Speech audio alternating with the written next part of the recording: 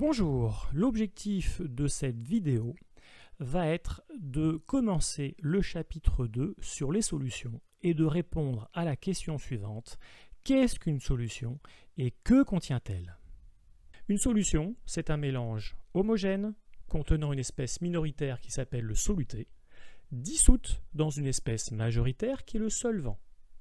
Bien, par exemple, si tu verses du sel dans de l'eau, tu obtiens de l'eau salée. L'eau salée est donc la solution.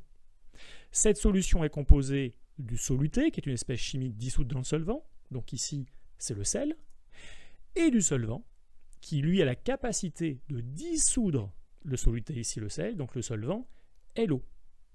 Et lorsque le solvant est l'eau, la solution est dite aqueuse. Petite remarque, le solvant n'est pas toujours l'eau. Il y a de nombreux liquides qui ne contiennent pas d'eau, comme l'huile ou l'alcool par exemple. Alors, autre remarque, le soluté peut être solide, c'est le cas ici, mais il peut très bien être aussi un gaz. Je pense au dioxygène dans l'eau, dont ont besoin les poissons pour vivre, ou encore un liquide. Dans une solution alcoolique, par exemple, on dissout de l'alcool, qui est liquide, dans de l'eau.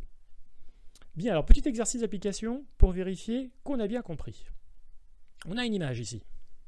Bien, on vous demande de déterminer à quoi correspond le solvant, le soluté, et la solution.